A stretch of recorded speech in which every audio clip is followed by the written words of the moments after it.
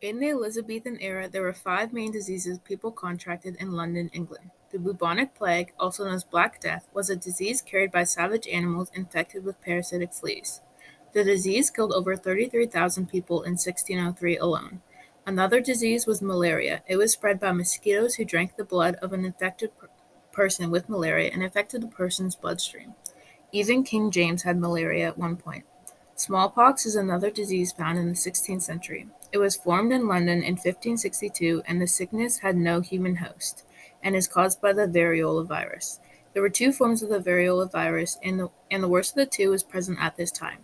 Smallpox hit everyone from Queen Elizabeth down to almost all of the children. Typhus broke out many times in the Elizabethan era too. Due to London's filthy living conditions, the lack of bathing contributed to the outbreaks. It erupted all over the skin, spread from body lice. The smallest cut or scratch could cause the disease to enter through the smallest bloodstream. It was most common among prisoners or beggars. Finally, syphilis, also called Spanish sickness, pox, and greatpox, one of the deadliest diseases, and it spread rapidly throughout Europe in the 16th century. Hospitals ran out of room for people due to the outbreak. In the Elizabethan era, not many people had enough money for an actual doctor, so they would go to wise women for help. They would use their home remedies as medicine, herbs were used for healing, pain in the head was treated with sweet-smelling herbs such as rose, lavender, and sage. Stomach pains were treated with mint and vinegar and was thought to kill disease. Another common disease in England during the 1500s is dysentery. Dysentery is an infection of intestines that cause diarrhea containing blood or mucus. It can also cause painful stomach cramps, vomiting, and high temperature. Medicine is viewed differently today than it was in the 16th century.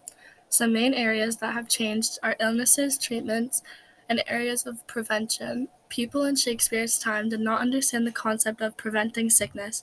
They would often drink water and wash dishes out of the same river they dumped their waste in. When people get simple wounds such as scrapes and cuts, they would use vinegar to treat it. Everyone believed surgery was non-beneficial and wasn't needed. The biggest change between these times is the surgery because nowadays surgery is performed daily for many different things and is very beneficial. Medicine was based on the four bodily humors: blood, phlegm, black bile, and yellow bile, and they affect your well-being. Every living thing in this world was thought to consist of four things: earth, air, fire, and water. Earth was identified as black bile, air identified as blood, fire was yellow bile, and water was phlegm.